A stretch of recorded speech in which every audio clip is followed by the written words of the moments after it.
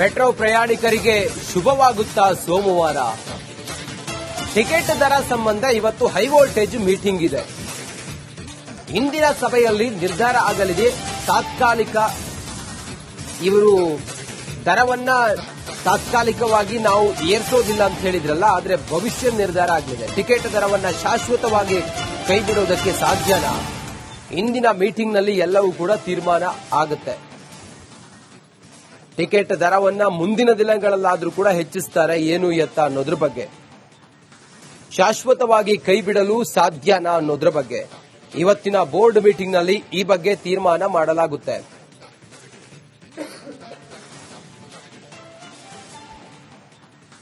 Metro ಟಿಕೆಟ್ನ ದರವನ್ನ ತಾತ್ಕಾಲಿಕವಾಗಿ ಈಗ ಬಿಎಂಆರ್ಸಿಎಲ್ ದರ ಏರಿಸೋದಿಲ್ಲ ಅನ್ನುವ ತಾತ್ಕಾಲಿಕವಾದಂಥ ಬ್ರೇಕ್ ಹಾಕಿದೆ. ಇನ್ನು ಆರ್ವಿ ಕಾಲೇಜ್ ಇಲ್ಲಿಂದ ನಮ್ಮ ಪ್ರತಿನಿಧಿ, ಆರ್ವಿ ಮೆಟ್ರೋ ಸ್ಟೇಷನ್ ಇಲ್ಲಿಂದ ನಮ್ಮ ಪ್ರತಿನಿಧಿ ಸತ್ತರ್ ಈಗ ನಮ್ಮ ಜೊತೆಯಲ್ಲಿ ನೇರ ಸಂಪರ್ಕದಲ್ಲಿದ್ದಾರೆ. ಸತ್ತರ್, ಇವತ್ತು 6 ಗಂಟೆಯಿಂದ ಬೆಲೆ ಏರಿಕೆಯ ತೀರ್ಮಾನ ಮಾಡಿತ್ತು, ರಿಪಬ್ಲಿಕ್ ಕನ್ನಡ ವರದಿ ಮಾಡಿತ್ತು. ಕೇಂದ್ರದಿಂದ ಸೂಚನೆ ಬಂದ ನಂತರ ದರ ಏರಿಕೆಗೆ ಬ್ರೇಕ್ ಹಾಕಿದೆ ಬಿಎಂಆರ್ಸಿಎಲ್.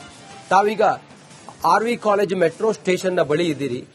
ಪ್ರಯಾಣಿಕರು ಏನು ಹೇಳ್ತಾ ಇದ್ದಾರೆ? ಹಿಂದಿನ ದರವೇ ಇವತ್ತು ಅಪ್ಲಿಕೇಬಲ್ ಆಗ್ತಾ ಇದೆಯಾ?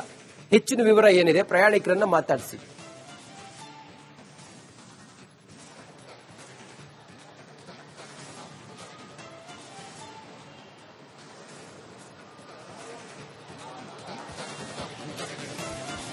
ರಂಜಿತ್, ಸದ್ಯ ನಾನೀಗ ಆರ್ವಿ ರೋಡ್ ಮೆಟ್ರೋ ನಿಲ್ದಾಣದ ಮುಂಭಾಗದಲ್ಲಿದ್ದೀನಿ. ಇಲ್ಲಿ ಅಂದ್ರೆ ಇವತ್ತು ಮೆಟ್ರೋ ದರ ಏರಿಕೆಯನ್ನು ಖಂಡಿಸಿ ಬಿಜೆಪಿ ಕೂಡ ದೊಡ್ಡ ಮಟ್ಟದಲ್ಲಿ ಪ್ರತಿಭಟನೆ ಕೂಡ ಮಾಡಲು ಪ್ಲಾನ್ ಮಾಡ್ಕೊಂಡಿರುವಂತದ್ದು. ಸಂಸದ ತೇಜಸ್ವಿ ಸಿ ಕೆ ರಾಮಮೂರ್ತಿ ಅವರು ಪ್ರತಿಭಟನೆ ಪ್ಲಾನ್ ಮಾಡ್ಕೊಂಡಿದ್ದಾರೆ. ನಮ್ಮ ಜೊತೆ ಸಿ ಕೆ ರಾಮಮೂರ್ತಿ ಅವರು ಅವ್ರನ್ನ ಮಾತನಾಡಿಸ್ಕೊಂಡು ಹೋಗೋಣ. ಸರ್, ಯಾವ ರೀತಿ ಪ್ರತಿಭಟನೆ ಮಾಡಲು ಪ್ಲಾನ್ ಮಾಡಿದ್ರು ಸರ್? ನಾವು ಇವತ್ತು ಖಾಲಿ ಟ್ರಂಕ್ ಜೊತೆಯಲ್ಲಿ ಮೆಟ್ರೋವನ್ನ ಪ್ರವೇಶವನ್ನ ನಮ್ಮ ಎಂಪಿ ಅವರು ಮಾಡಕ್ಕೆ ಬಿಡ್ತಾ ಇದೀವಿ. ನಾವು ಇಲ್ಲಿ ಯಾವುದೇ ರೀತಿಯಲ್ಲಿ ಘೋಷಣೆ ಕೂಗೋದಲ್ಲ. ಏನ್ ಖಾಲಿ ಟ್ರಂಕ್ ಅಂತ ಹೇಳಿದ್ದಾರೆ ಅದ್ರ ಬಗ್ಗೆ ನಾವು ಹೋರಾಟವನ್ನು ಮೆಟ್ರೋ ಹೋಗ್ತಾ ಇದ್ದೀವಿ. ಒಂದು. ಎರಡನೇದು, ತಾತ್ಕಾಲಿಕವಾಗಿ ತಡೆಯಾಗಿದೆ. ಈ ತಾತ್ಕಾಲಿಕವಾಗಿ ಏನ್ ಇದೆ, ಪರ್ಮನೆಂಟ್ ಆಗಿ ಇವತ್ತು ಮೆಟ್ರೋ ಪ್ರೈಸ್ ನ ಕಡಿಮೆ ಮಾಡಬೇಕು. ಕಳೆದ 6 ತಿಂಗಳಿಂದ ನೀವು ಮೆಟ್ರೋ ಪ್ರೈಸ್ ಜಾಸ್ತಿ ಮಾಡಿದ್ರಿ, ಕೇಂದ್ರ ಸರ್ಕಾರದ ಮೇಲೆ ಹಾಕಿದ್ರಿ, ಮತ್ತೆ ಇವಾಗ 5% ಜಾಸ್ತಿ ಮಾಡಿದೀರಾ. ಇವತ್ತು ದುಬಾರಿ ಆಗ್ತಾ ಇದೆ. ಆ ದೃಷ್ಟಿಯಿಂದ ನಾವು ಇದನ್ನ ಹೋರಾಟ ಮಾಡಿ ಬಂದ್ ಮಾಡಕ್ಕೆ ನಾವು ಮಾಡ್ತಾ ಇದೀವಿ.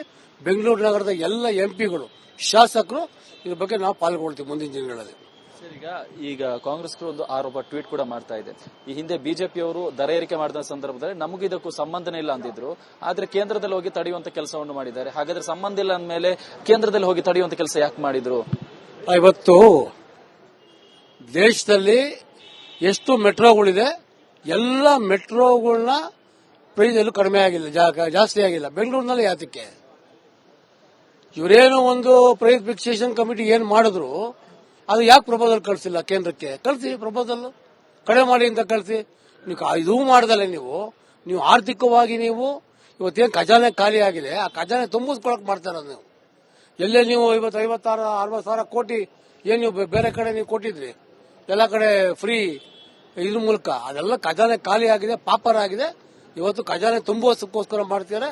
ನಮ್ಮ ಹೋರಾಟ ಪೊಲೀಸರ ವಿರುದ್ಧ ಅಲ್ಲ, ನಮ್ಮ ಹೋರಾಟ ಇವತ್ತು ಕೇಂದ್ರ ಸರ್ಕಾರದ ಪರವಾಗಿ. ಇವತ್ತು ನಾವು ರಾಜ್ಯ ಸರ್ಕಾರದಾಗ ನಾವು ವಿರುದ್ಧವಾಗಿ ಹೋರಾಟ ಮಾಡ್ತಾ ಇದೀವಿ. ಜನಸಾಮಾನ್ಯರಿಗೆ ಅನುಕೂಲ ಆಗಬೇಕು ಮೆಟ್ರೋ ಅಂತ ಅಂದ್ರೆ, ಜನಸ್ನೇಹಿ ಮೆಟ್ರೋ ಆಗಬೇಕು. ದುಬಾರಿ ಮೆಟ್ರೋ ಆಗಿದೆ ಅದಕ್ಕೆ ಸರ್. ಈಗ ಇವರು ಕಾಂಗ್ರೆಸ್ ಮಾಡ್ತಾರೆ ಇನ್ನೊಂದು ಆರೋಪ ಅಂದ್ರೆ ಫೇರ್ ಫಿಕ್ಸೇಷನ್ ಕಮಿಟಿ ರಚನೆ ಮಾಡಿದ್ದೆ ಕೇಂದ್ರ ವಸತಿ ಮತ್ತು ನಗರ ವ್ಯವಹಾರಗಳ ಇಲಾಖೆ ಅಂತ. ಅಲ್ಲ, ಪ್ರೈಸ್ ಫಿಕ್ಸೇಷನ್ ಕಮಿಟಿ ಏನು ಮಾಡಿದ್ರು, ಇದಕ್ಕೆ ನಿವೃತ್ತ ಏನು ನ್ಯಾಯಾಧೀಶರು ಇವತ್ತು ಕರ್ನಾಟಕದ ನಿವೃತ್ತ ನ್ಯಾಯಾಧೀಶರು ಮಾಡಿದ್ದಾರೆ.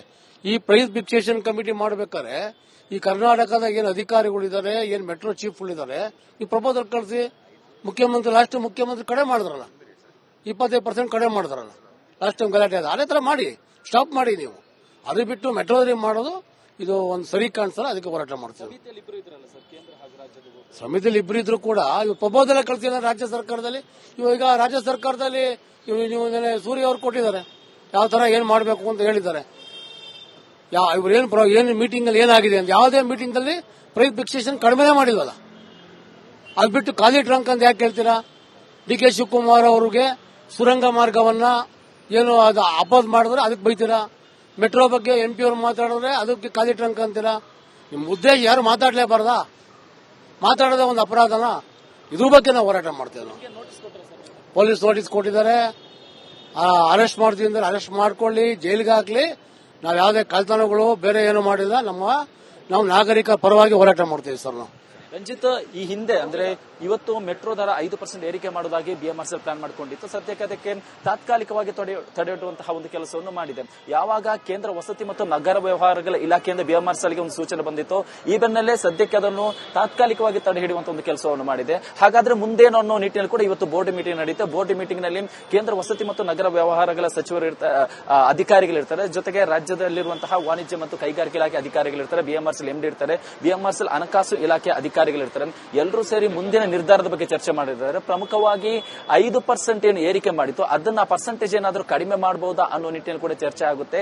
ಜೊತೆಗೆ ಈ ಹಿಂದೆ ಅಂದ್ರೆ 5% ಏರಿಕೆ ಮಾಡಿದರೆ ಹಿಂದಿನ ಉದ್ದೇಶವೇನು, ಅಂದ್ರೆ BMRCL ಖರ್ಚು ವೆಚ್ಚಗಳು ಸೇರಿದಂತೆ ಪ್ರತಿಯೊಂದರ ಬಗ್ಗೆ ಇವತ್ತು ಡಿಸ್ಕಸ್ ಮಾಡಿ ಪರ್ಸೆಂಟೇಜ್ ಏನಾದರೂ ಕಡಿಮೆ ಮಾಡಬಹುದಾ ಅನ್ನೋ ನಿಟ್ಟಿನಲ್ಲಿ ಕೂಡ ಇವತ್ತು ಬೋರ್ಡ್ ಮೀಟಿಂಗ್ ನಲ್ಲಿ ನಿರ್ಧಾರವಾಗಲಿದೆ. ರಂಜಿತ್, ಸರ್, ಬೋರ್ಡ್ ಮೀಟಿಂಗ್ ಎಷ್ಟು ಗಂಟೆಗೆ ಆರಂಭವಾಗ್ತಿದೆ? ಮತ್ತೆ ಈಗ ಬಿಜೆಪಿ ಅವರಿಗೆ ಅಲ್ಲಿ ಪ್ರತಿಭಟನೆ ಮಾಡೋದಕ್ಕೆ ಅವಕಾಶ ಕೊಟ್ಟಿಲ್ಲ, ಹೀಗಾಗಿ ತೇಜಸ್ವಿ ಸೂರ್ಯ ಅವರು ಕೂಡ ಅಲ್ಲಿಗೆ ಬರ್ತಾರೆ ಅಂತೇಳಿ ಹೇಳ್ತಾ ಇದ್ದಾರೆ. ಎಷ್ಟು ಗಂಟೆಗೆ ಬರ್ತಾರಂತೆ? ಅವರೆಲ್ಲರ ಒತ್ತಾಯ ಏನು? ಈಗ ತಾತ್ಕಾಲಿಕವಾಗಿ ಬ್ರೇಕ್ ಹಾಕಿದ್ದಾರೆ, ದರ ಏರಿಸಿಲ್ಲ, ತಾತ್ಕಾಲಿಕವಾಗಿ ಬ್ರೇಕ್ ಹಾಕಿದ್ದಾರೆ. ಇವರು ಒತ್ತಾಯ ಏನಂತೆ?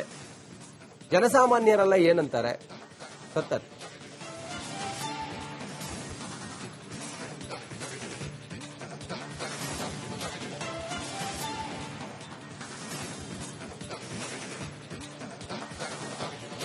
ರಂಜಿತ್, ಇವತ್ತು 8:30 ಸುಮಾರಿಗೆ ಸಂಸದ ತೇಜಸ್ವಿ ಸೂರ್ಯ ಬರುವಂತಹ ಸಾಧ್ಯತೆ ಇದೆ. ಈಗಾಗಲೇ ಜಯನಗರ ಶಾಸಕರಾಗಿರುವಂತಹ ಸಿ.ಕೆ. ರಾಮಮೂರ್ತಿ ಕೂಡ ಅಂದ್ರೆ RV ರೋಡ್ ಪ್ರತಿಭಟನಾ ಸ್ಥಳಕ್ಕೆ ಬಂದಿದ್ದಾರೆ. ಇಲ್ಲಿ ಪೊಲೀಸರು ಭದ್ರತೆ ಕೂಡ ಕೈಗೊಂಡಿದ್ದಾರೆ. ಇವರ ಪ್ರಮುಖ ಇಲ್ಲಿ ಇವರು ಮಾಡ್ತಿರುವಂತಹ ಆರೋಪ ಏನಂದ್ರೆ, ಈ ಹಿಂದೆ ಖುದ್ದು DCM DK ಶಿವಕುಮಾರ್ ಅವರು ಒಂದು ಆರೋಪವನ್ನು ಮಾಡಿದ್ರು. ತೇಜಸ್ವಿ ಸೂರ್ಯ ಇದೇ ವಿಚಾರವಾಗಿ ಅಂದ್ರೆ ಮೆಟ್ರೋ ದರ ಏರಿಕೆ ವಿಚಾರವಾಗಿ ಪ್ರಶ್ನೆ ಎತ್ತಂತ ಸಂದರ್ಭದಲ್ಲಿ ಅವರು ಖಾಲಿ ಟ್ರಂಕ್ ಅಂತ ಒಂದು ಪದವನ್ನು ಬಳಕೆ ಮಾಡಿದ್ರು. ಅದನ್ನು ವಿರೋಧಿಸಿ ಇವತ್ತು ಖಾಲಿ ಟ್ರಂಕ್ ಪ್ರದರ್ಶನ ಮಾಡುವ ಮೂಲಕ DCM DK ಶಿವಕುಮಾರ್ ಅವರಿಗೆ ಟಕ್ಕರ್ ಕೊಡುವಂತಹ ಒಂದು ಕೆಲಸವನ್ನು ಈ ರೀತಿ ಮಾಡಬೇಕು ಒಂದು ಪ್ಲಾನ್ ಅನ್ನು ಇದೀಗ ಸಿ.ಕೆ. ರಾಮಮೂರ್ತಿ ಹಾಗೂ ಸಂಸದ ತೇಜಸ್ವಿ ಸೂರ್ಯ ಅವರು ಮಾಡಿಕೊಂಡಿರುವಂತದ್ದು. ಬಟ್ ಈಗಾಗಲೇ ನಿನ್ನೆ ಅವರಿಗೆ ನೋಟಿಸ್ ಕೊಡುವಂತಹ ಒಂದು ಕೆಲಸವನ್ನು ಮಾಡಿದ್ದಾರೆ. ಆ ಒಂದು ನೋಟಿಸ್ ನಲ್ಲಿ 2023 ಕೋರ್ಟ್ ಆದೇಶವನ್ನು ಉಲ್ಲೇಖಿಸಿ ನೋಟಿಸ್ ಅನ್ನು ಮಾಡಿದ್ದಾರೆ. ಯಾಕಂದ್ರೆ ಯಾವುದೇ ರೀತಿ ಸಾರ್ವಜನಿಕ ಸ್ಥಳಗಳಲ್ಲಿ ಯಾವುದೇ ರೀತಿ ಪ್ರತಿಭಟನೆಗೆ ಅವಕಾಶ ಇಲ್ಲ, ಪ್ರತಿಭಟನೆ ಏನಿದ್ರು ಫ್ರೀಡಂ ಪಾರ್ಕ್ ನಲ್ಲಿ ಮಾತ್ರ ಮಾಡಬೇಕು ಅಂತ ಈ ಹಿಂದೆ ಏನು ಕೋರ್ಟ್ ತೀರ್ಪು ನೀಡಿತ್ತು, ಆ ಒಂದು ಕೋರ್ಟ್ ತೀರ್ಪನ್ನು ಉಲ್ಲೇಖಿಸಿ ಇವತ್ತು ನಿನ್ನೆ ನೋಟಿಸ್ ಕೊಡುವಂತಹ ಒಂದು ಕೆಲಸವನ್ನು ಮಾಡಿದ್ದಾರೆ.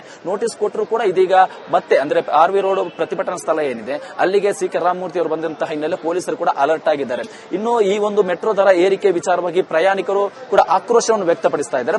ಬಟ್ ಸದ್ಯಕ್ಕೆ ಅವರಿಗೆ ತಾತ್ಕಾಲಿಕವಾಗಿ ರಿಲೀಫ್ ಸಿಕ್ಕಿರೋದ್ರಿಂದ ಮುಂದೇನು ಅನ್ನೋ ನಿರ್ಧಾರದಲ್ಲೂ ಕೂಡ ಅವರು ಕೂಡ ಕುತೂಹಲದಿಂದ ಕಾಯ್ತಾ ಇದ್ದಾರೆ. Ranjit, okay, thank you.